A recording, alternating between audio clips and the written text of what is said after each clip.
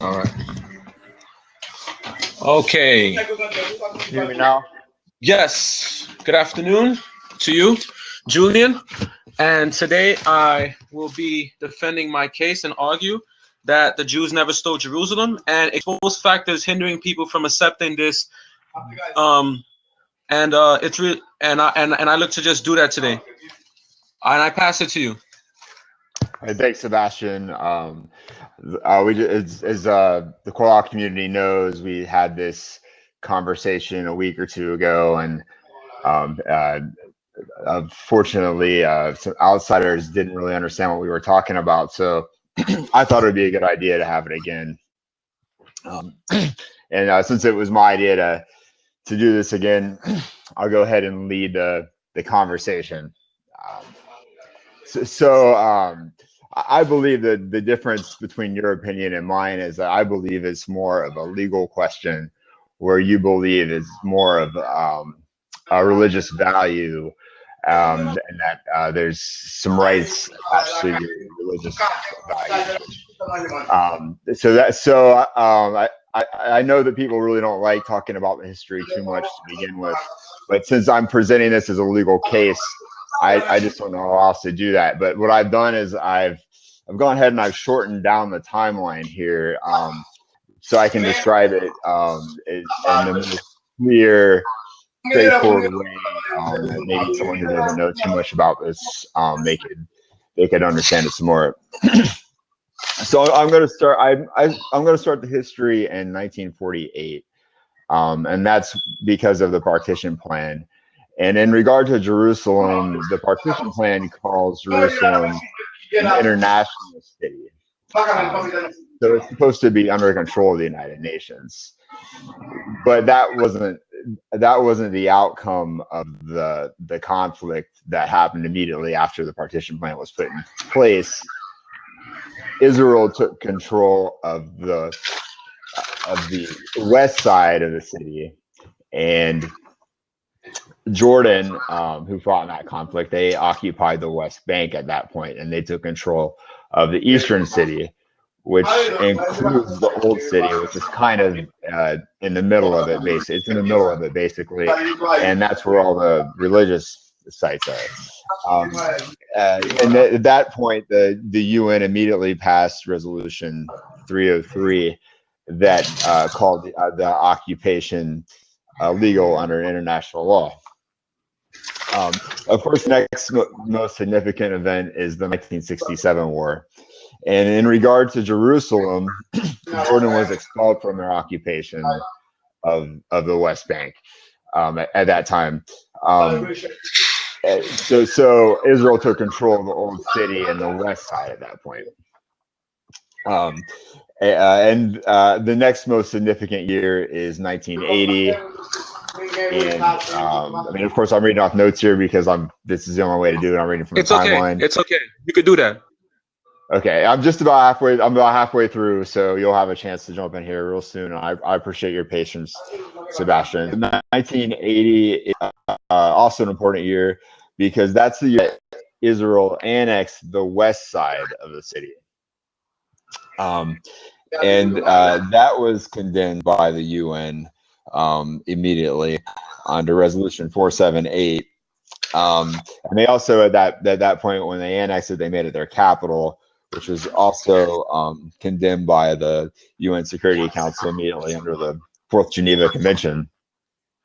And that's when they began building settlement blocks around the west side of the city, which is actually part of the West Bank, which is a Palestinian territory. So in regards to the geography for this debate, is that the settlements are being built on the west side of the city into the Palestinian territory. And at this point in 2017, there are so many settlements. I'm going to see if I can go ahead and just pop it up here on my phone just to give an idea here of these. Because it's as you can see, this isn't I'll put a link to this map on the notes. As you can see, the eastern city is blocked in through these settlements. They're completely surrounded, even though it's a Palestinian territory. And since the west side of the city would traditionally be the Jewish territory, and they had that pretty much since 1948, since the beginning. That means that the Palestinians who live there, that they're actually trapped inside of East Jerusalem. And just a couple of things I should mention that I kind of skipped over that are important. In 1980, it was part of the Security Council under the Forced Removal Convention through the UN in 1980. The UN did not want any country to have an embassy there. So that's why there's so much controversy around the embassy being there today. And another thing that I just can't fail to mention is that in both 48 and 67, before 1980, when they took the western and eastern zones, they immediately began expelling people from those zones and moving in there. So I think it's more of a legal question. And in regard to a solution, I think it would really have to be an international city. I know that's one of the things that Sebastian will talk about. The kind of really, to me, they really kind of cite the need with these holy sites and all that sort of thing. So that's the difference here, is that I'm seeing this as from a legal perspective more than a religious perspective. So I think when you say Israel stole Jerusalem, to win this debate, you're going to have to prove that they have a legal right to be there. And I'm just going to close by reading the resolution from 2009 from the UN General Assembly, which is any actions taken by Israel, the occupying power, to impose its laws, and are illegal, and therefore null and void, and have no validity whatsoever. All right. Go ahead, Sebastian. Thanks for your patience. No problem at all. You started with the timeline, which was great.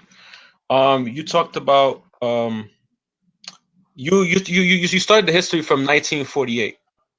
Now, I had a dispute with you about the fact that there were the Jews already existed in Israel and in this territory way prior to 1948.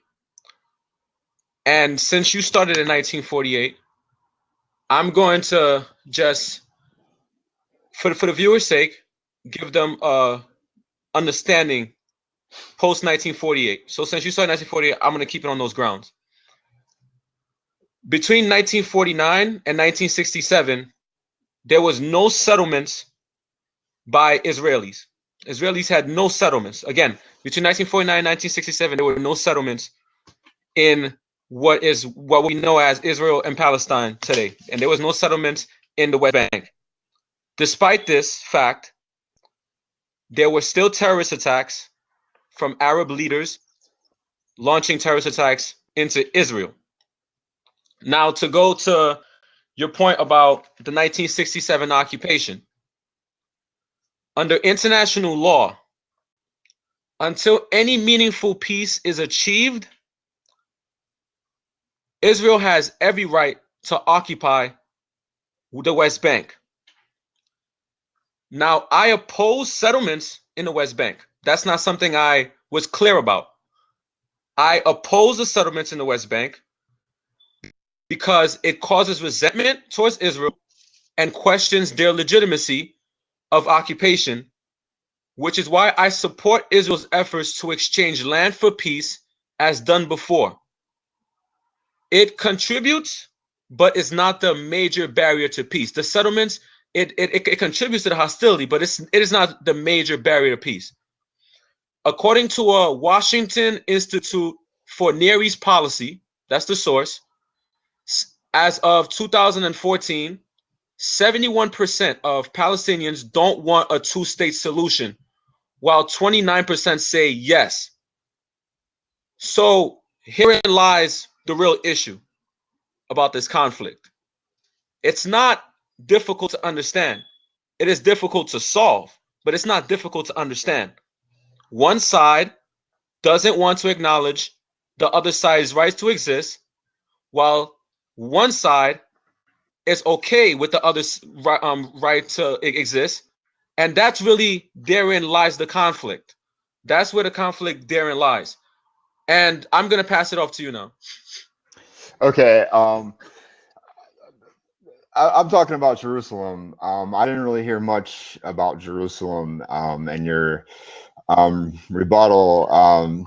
You seem to talk a little bit more about the West Bank and some of the problems with the conflict. And I'm really trying to do my best to not talk about the conflict in general here.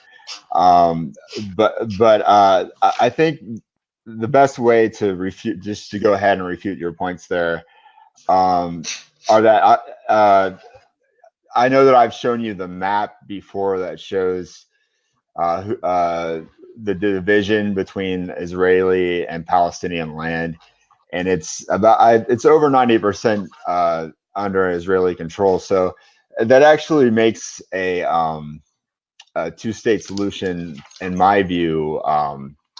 It is history since about 2001, and that actually goes back to my statement about the way that these colonies are being built by design around East Jerusalem to make sure that old city in the middle is claimed. Of course, they already had the west side claimed, not legally, but they had it claimed already. So I don't. Did you want to go ahead and touch on any of the historical points, or make Sure. a legal case? Sure.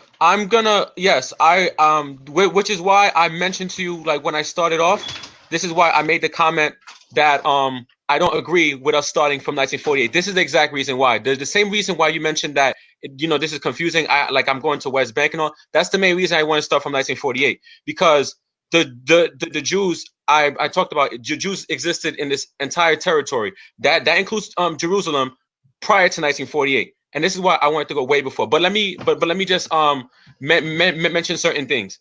During the Babylonian captivity, that was 70 AD. The Jews existed in Jerusalem.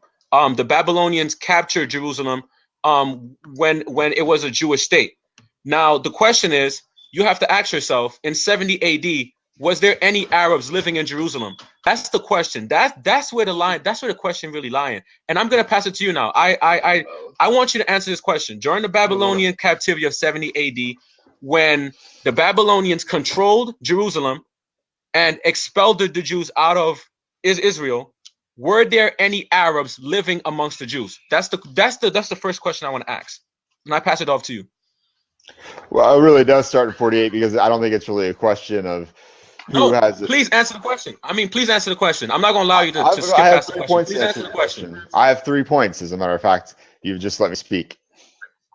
So my first point is that this starts in 48. So it's not really a question at all about that. Why I say it starts in 48 is because it's not about who has some right to this land. I mean, we could talk about if I have a right to the land that I live on because I'm of a colonial culture myself. I'm not native to this land. My grandfather came here from my grandparents were immigrants, and so forth and so on. But the main contention, and I know we talked about this before, and this is on topic. You do have a contention point here, but my second contention point is that for your claim that you're saying that there's this ethnic right or religious right. The thing is that Judaism is a religion and ethnicity. It's not a nationality. So because someone is a member of that ethnicity or nationality, that doesn't mean that they have or an ethnicity or that religion. That doesn't mean they have a right to land as a nationality. But they have been given those rights in 48 though, so it's not really a question of that anyway.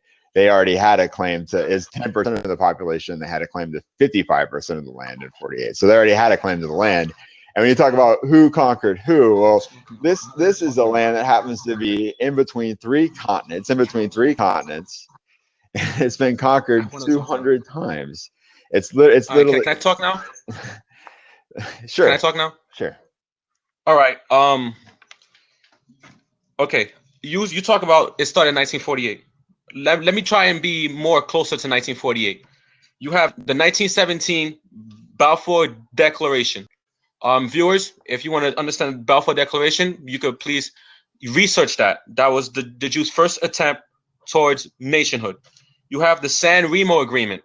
That's of 1920. You have the League of Nations, 1922. You have the Anglo-American Convention on Palestine, 1924. You have the United Nations Partition Plan of 1947 until 1948 Jewish nationhood. So again, this is why I say this predates way before 1948, and it confuses the issue when we focus on post 1948 and until today. Now again, the Jewish state. I never made a religious argument in this debate. If you're going to use arguments from my last debate, that's completely unfair. You can't argue on those grounds.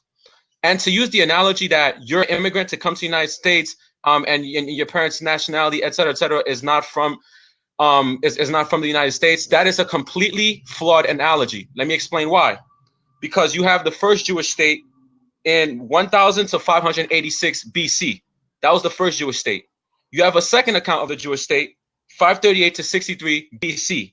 Then you have the third account of Jewish state, which is from 1948 up until today. So I just gave you three solid accounts of years in history where the Jews existed in Israel and modern day Jerusalem, and to substantiate the case that they never stole this land from Arabs who made this claim in 1960, in the 1960s, after the 1967 war, when many of them listened to their Arab leaders and began to leave and began to claim, hey, this land was ours. Now the question again lies in fundamentally, did the first Jewish existence from 1000 to 586 BC, were Arabs living in Jerusalem and Israel alongside Jews from 1000 to 586 BC? That is the fundamental question here, because we're trying to dispute whether or not the Israeli Jews stole this land from Palestinian Arabs. That is the question here. And I believe we should stay on this point and nail it home. And we shouldn't try to focus on other areas. We should try to keep it right here. And I pass it off to you. The reason that 48 is important is because that's when the UN allowed the Jewish people to immigrate into Palestine as a Jewish homeland,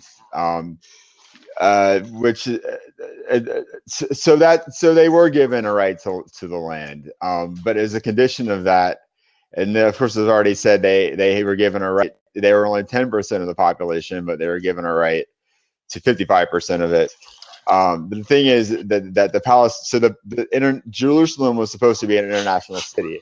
So under the UN, under the legal authority, that the same legal authority that created the thing, because of the possibility that Jewish people had lived there in the past, because does that make that okay?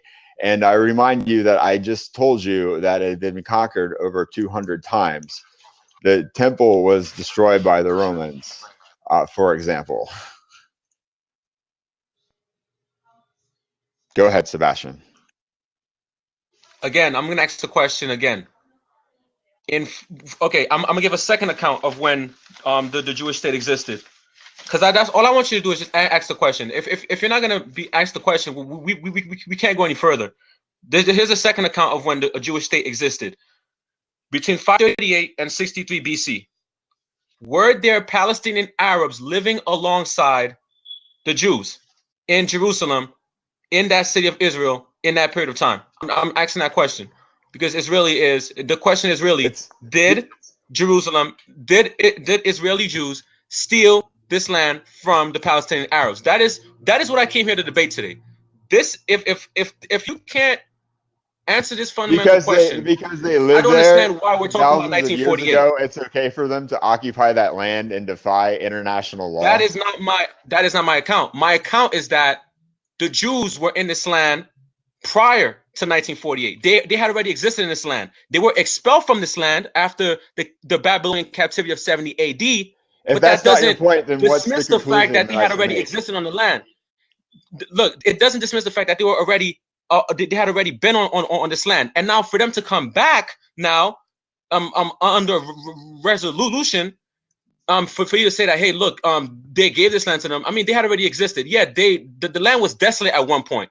There has never been a Arab state, a Muslim state in that particular region for ages after 70 AD. But before the Jews started coming back during post World War II.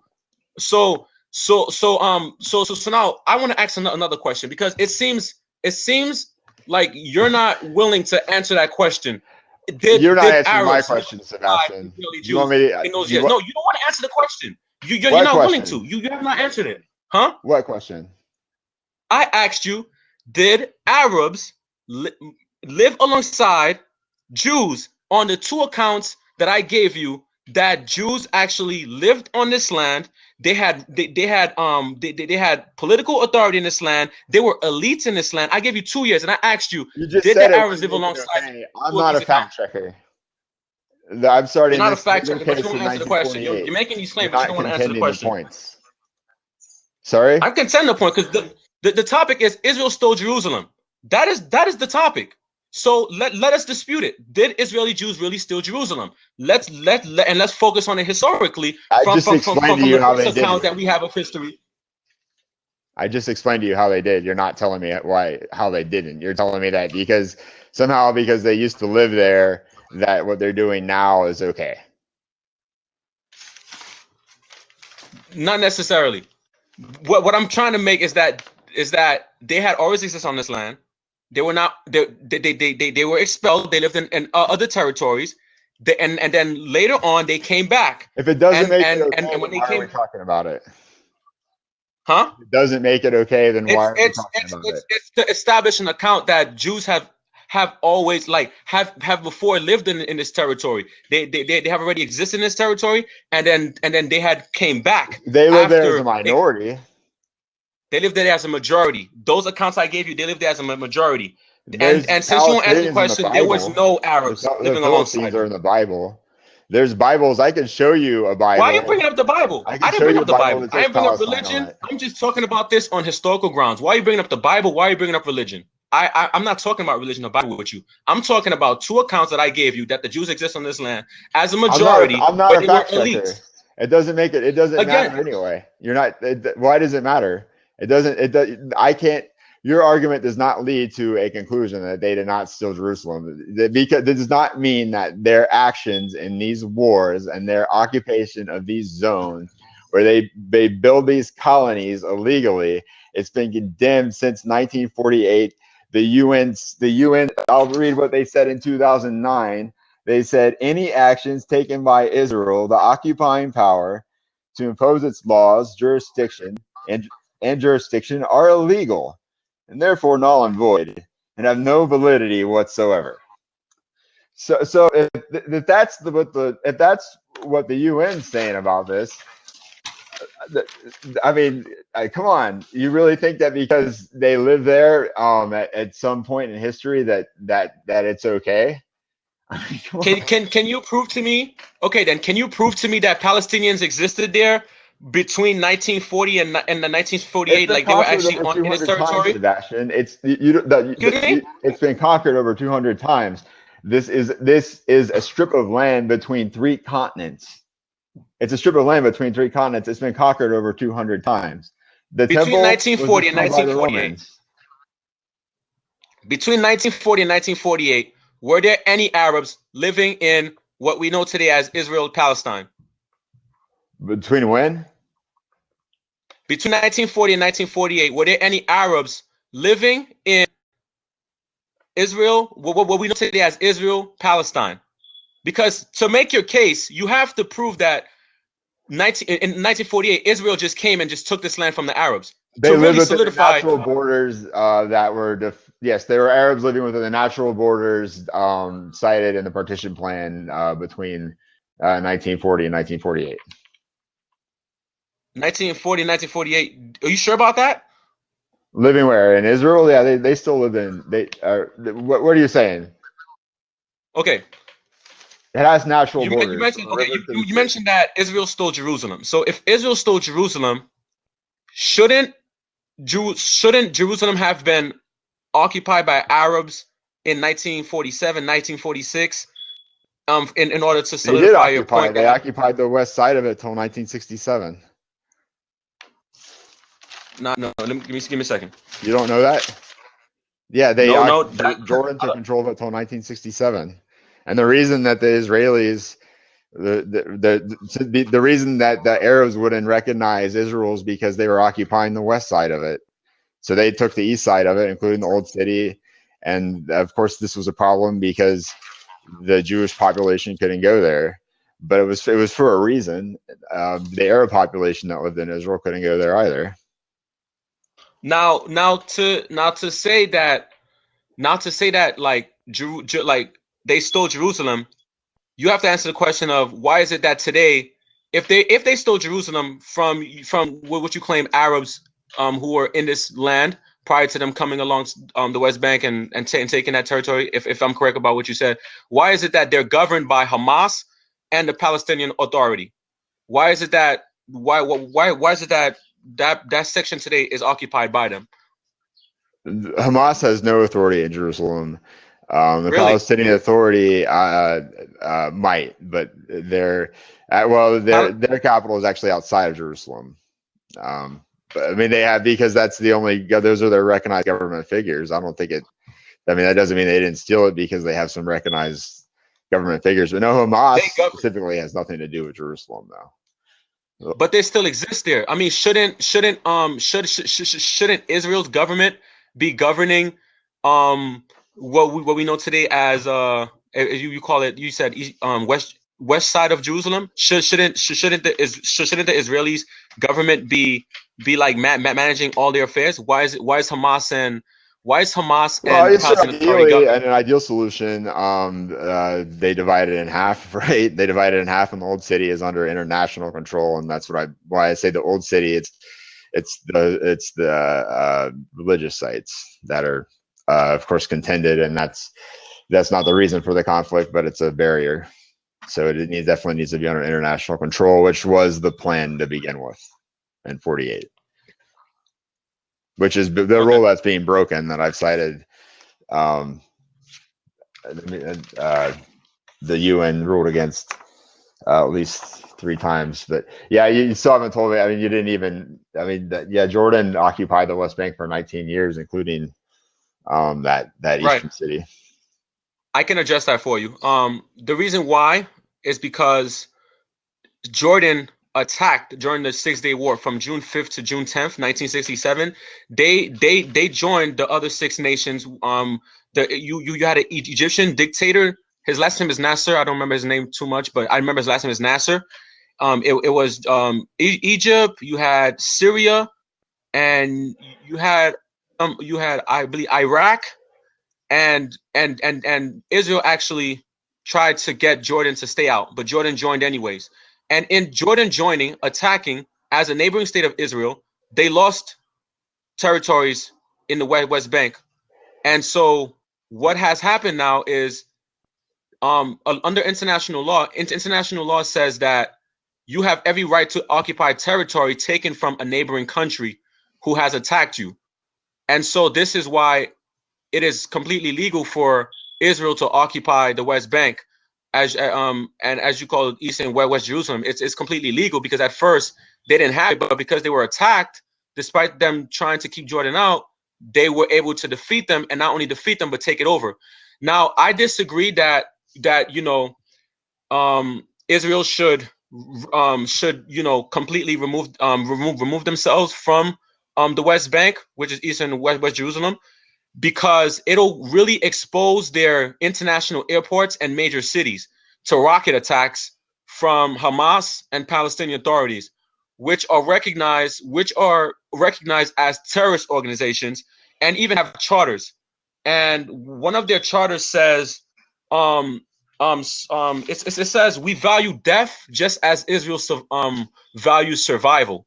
So therein lies in their own charter. They are committed to the eradication and extermination of Israel. And this cannot be explained on legal grounds. It can be only explained by one definition, and that is anti-Semitism, complete hatred. And this is why I don't believe that Israel should remove their occupation of East and West Jerusalem.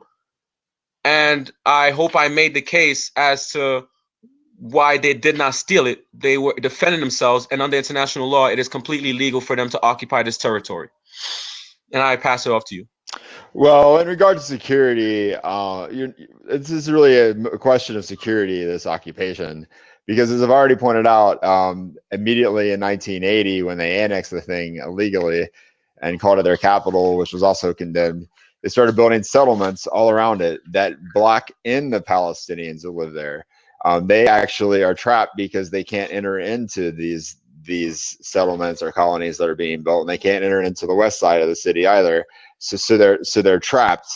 Then you went on to talk about Hamas, which actually control the Gaza region. They're not, which geographically that is in the southwestern corner of the territory, whereas Jerusalem's kind of in the middle. So they're very far away from that. So I think in regard to these laws being broken between 1948 and today, Hamas really doesn't have anything to do with it.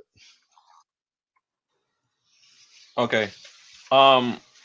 I want to talk about now. I want to address a point you made. I'm trying to remember what point you made. I'm trying to look at my notes. Okay. Well, let me go ahead and just because you had some other points. So I don't want anyone to think I skipped over those. As far as the history goes, I'm not going to explain the whole history of this thing. I just want to talk about Jerusalem. But if you look at the other debate I have that we did before, I do contend those points about 48 and 67, who attacked who. But in my opinion, the reason for the 67 war was to take the old city and to take East Jerusalem. And it only took 3 days. I can't forget to say this. It only took 3 days in 67. I don't know how many days it took in 48, but it was less than a week for them to start expelling you because you actually mentioned this earlier. You said they didn't start colonizing until 1980, which is true, but you're talking about building around it. You're not talking about building inside it. They started building inside of it, inside the borders, inside the traditional borders, not a suburb being built around it. They started doing that within a week in 48 and 67. And that's the important thing I need to drive home here. All right, go ahead. I never said Israel started building settlements in 1980. You can verify that after the debate. I never said that. You said they didn't. I said between 1949 and 1967, there was no Israeli settlements, and yet you still had rocket attacks being launched into Israel by Arab authorities and by the neighboring Muslim Arab countries. The Palestinians lived under. And so the reason I made that point. The reason that I made the point that between 1949 and 1967 there were no settlements was because despite the fact that there were no settlements, there was still no peace agreement, and there were still rocket attacks that even extended in their range as there were no settlements. So what my point is that settlements is not the reason, is not the barrier why there is no peace in the Middle East. That's the point that I wanted to make. Now, with regards to the Palestinian security, though, you made a point about security, and that's why I mentioned the settlement. The settlements is because your point was about security, and the operation that is going on in Jerusalem cannot be about security because it involves settlements and colonialism. It's not about security. They dominated the air. The reason that they had such an easy time winning these wars is because they had all the air power. If you look at the headlines, they're attacking Syria right now probably. So they have always had air power against these neighboring Arab states. It's not about security. It's about colonialism in regard to Jerusalem. Can I talk now? Sure, go Can ahead. I talk now? I never. I remember earlier when I made my statements. I said that I oppose the settlement. So I don't understand why this is even a I contention of love argument. the I settlements, said but you're not clearly I talking oppose about the it in settlements. that fashion. I said I oppose the settlements in the West Bank. I said I oppose it. I never said that I oppose the occupation. I said I oppose the settlements because I understand. You're I saying it said both it. ways. You're saying it both Huh? ways. You're saying it both ways when you say things like between those years there were no settlements, but it's not I'm necessarily a okay. settlement. It's or not. It's not a. It's because they're building inside of it. They're not building around it. Which Okay. because that's the Palestinian territory that they'd be building into because that they is Okay. like When I say that I oppose the building of settlements, I'm talking about today. I'm talking about from 2008 to I know, but you 2017. said it both I'm ways. talking about I oppose those. I say I oppose settlements. So I appreciate that. automatically You that said it is not both even a ways. contention of argument. That's all. You That just should said not it even both be ways. that should not even be an argument. I say I oppose with the settlements, but I said I don't oppose the occupation from 1967 till today because of the fact that it serves as a barrier to from their major cities being attacked by terrorist attacks from rockets that are being launched from Hamas, a terrorist organization. Now, also, I also want to How do drive they this point protect home as people by putting their people there? I mean, Hamas uses their people as human shields, meaning they That's put in it the inside That's in Gaza hospitals. though. That's in a completely They different put it region, and that's exactly, assuming and that's so true. you Of can course, I'm use not those gonna. examples. You can use those examples of territories that Israel gave Hamas and the Arabs as what can potentially happen in the West Bank. Because what we have seen historically is that every time Israel gives land for peace, they expected peace, but they did not get peace. They used those territories given to them by Israel, whether it's the Gaza or whether it's the Golan Heights. They have turned these places of territory that was given to them by Israel when it was occupied by Israel at first, using them as terrorist sites to train Arabs to launch terrorist attacks into Israel. Israel is smart. Israel does not want to risk a two-front war, two-front rocket war. Not only are they defending themselves along the Gaza Strip and the Golan Heights, but now to expose their major cities and airports from to rocket attacks from the West Bank would be a complete destruction of Israel. So this is why I support them occupying the West Bank. You see, because you see what they did with the territories given to given to them by Israel. Now, what makes you think that they will respond any differently if Israel were to just say, "Okay, we're gonna completely depart from the West Bank"? Now, I'm gonna make another point.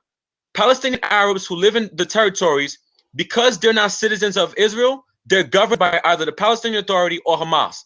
The only control Israel has over these people's lives takes place when they want to enter Israel. Then they're subjected. Then they're subjected to long lines and strict searches because Israel has to weed out potential terrorists. That is smart. That is border security. That is smart. Every country does it. The wall. They also have a wall. The wall that divides Israel and the West Bank, which is East and West Jerusalem, or I'm that is not in that is not even example of like of them like so sort of like basically colonizing them or keeping them like isolated. It's the security fence was built to protect them from terrorist attacks, and since it was built, terrorist attacks of their civilians dying from suicide bombings have dropped. In 2002, it was at 220. It dropped in 2003 to 142. In 2004, it fell to 55. In 23, it fell to 2005 deaths. 2006, it fell into 15 deaths. In 2007, it fell to 3 deaths. Almost to in 2008, almost being non-existent, as only one civilian, one Israeli has died of suicide bombings. So currently, clearly, the wall that Israel has built has prevented terrorist attacks and has really provided security for their people from terrorist attacks. And so it has been smart, and I believe that it should continually be smart for them to occupy the West Bank. And I pass it off to you. Okay, you're trying to hit this thing home about security, but as I've already said, and we're at the 5 minute mark. As I've already said, it's not really their occupation is not a question of security. They have all the air power. This is a question of colonization. Um, I think one interesting point that you made is you said that they only have authority over them when they want to enter, but they can't enter the old city or their mosque or anything like that without having to pass through the IDF. And they, of course, they feel that that's intrusive. Maybe there is a security reason for that. I mean, I can understand that if I wanted to go there, but they might feel that that's intrusive. Then you talked about the wall, but the thing is, with the wall, talking about the wall and if that's successful or not has nothing to do with if Israel illegally annexed the city of Jerusalem and began colonizing it in defiance of international law in 1980, and immediately broke the rules of the partition plan in 1948 by occupying the city to begin with, because it was supposed to be an international city, and then taking the other half of it, the eastern half of it, inside of the Palestinian territory in '67, and then occupying that. So I'm not really hearing a case. I'm hearing about a wall. And the funny thing is that I can you imagine the three wise men trying to find Jesus, and there's a big wall there. Why are you talking about religion? Why are you talking about Jesus? I mean, Julian, come on, man. Be respectful now. I mean, come on. I'm very serious now. No, be respectful. I didn't bring up Jesus. I didn't bring up the Bible. I didn't bring up wise man. The three wise men are be very respectful. Jesus, and there's a wall around Bethlehem, and they can't get to Jesus. I've been very respectful to you. And you're being very disrespectful right now. I don't tolerate that. That is unacceptable. It's just a joke. That's not cool. I mean, no. This is a serious discussion. I don't have time for joking. You're not making a legal case. Right? I haven't heard any contention to any of the legal points. To answer your question, I'm not gonna summarize what you just said, all those comments you just said. I'm just gonna finish it with one comment. Under international law, until meaningful peace is achieved and all terrorism against Israel ceases, Israel has every right to retain military control of this area. And since no peace treaty has been reached and terrorism continues, there's no legal obligation for Israel to leave the West Bank, what we know today as East and West Jerusalem. That completely answers every statement you just made, Julian. You're not making a case that it was okay for them to violate the partition plan, as I've illustrated, in 1948 and take the western side of the city. You're not making a case that it was okay for them to occupy the eastern half in 1967. You're not making a case that it was okay for them to annex Jerusalem in 1980 and call it their capital in defiance of international law. And you're not making a case that in 2017 we can't. It's very difficult to make a peace deal, because at the present time that there's one side, your side, the Israeli side, has built around the entire thing, boxing in the city into their territory. So how can you have a peace plan when that sort of thing is going on? And of course, every time that they want to talk about peace, the first thing they do is build these settlements, and specifically around Jerusalem. That's where every time in 2015 and 2016, that was a barrier to carry his talks. Look it up. So I've made a very strong legal case, and I've not heard defense at all. I've heard that because they used to live there, that they should have a right to live there now. But the thing is, as I've said, I'll say, and this is from 2009. This is the UN General Assembly resolution. Make it fast. I want to make my closing taken by Israel occupying power to impose its laws and jurisdiction are illegal, and therefore null and void, and have no validity whatsoever. So okay. All right. Israel never violated the partition plan. Under international law, if a neighboring country attacks you, you have every right to take over territory from them. That is under international law. So they never violated the partition plan. We can do who attacks you next time. They only took over the West Bank because it was occupied by Jordan, and Jordan lost the 6-day war to them, a war that they tried to keep Jordan out. So Jordan really bought it to themselves. It was not them violating the partition plan and invading the West Bank and taking it from Jordan. It was the complete opposite. Good night. They attacked